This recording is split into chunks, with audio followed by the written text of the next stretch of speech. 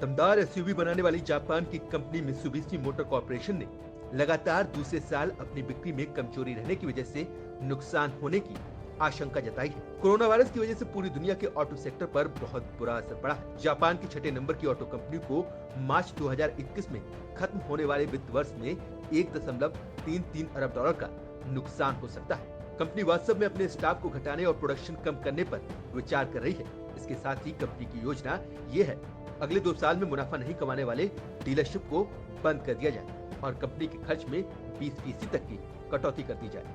पिछले 18 वर्षों में मित्सुबिशी का ये सबसे बड़ा नुकसान होगा। इसी के तहत कंपनी अगले साल पजेरो एसयूवी क्रॉसओवर मॉडल बनाना बंद कर देगी। साथ ही जापान का वो प्लांट भी बंद हो जाएगा जहां पर पजेरो गाड़ी बनाई जाती है। कोरोना वायरस संकट ने कंपनी के संघर्ष को बढ़ा दिया है, जो पहले से ही चीन और दक्षिण पूर्व एशिया में गिरती बिक्री से जूझ रही थी, जो कि इसका सबसे बड़ा बाजार है और इसकी बिक्री का 1/4 हिस्सा यहीं से आता है।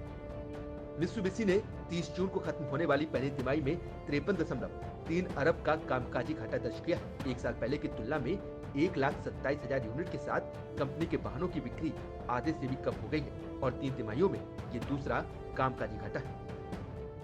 पिछले साल ही कंपनी ने नई पजेरो स्पोर्ट्स को भारत में लॉन्च किया था। पजेरो स्पोर्ट्स के बाहरी बनावट में कई बदलाव किए गए थे। ग्रिल के डिजाइन के साथ ही हेडलैम्प में बदलाव किया गया था। साथ ही हेडलैम्प को पहले से ज्यादा स्लीक बनाया गया था और day time running light strip भी लगाया गया था। भारत में भी पजेरो के चाहने वालों की संख्या कम नहीं है। ये कार राजनेताओं की पसंदीदा कारों में से एक है। 30 लाख रुपए के आसपास वाली इस कार का मुकाबला टोयोटा फॉर्च्यूनर और फोर्ड इनोवा से होता है। लेकिन कंपनी की तरफ से आ रही इस खबर से वाकई पजेरो के चाहने वालों को एक बड़ा झटका लग सकता है।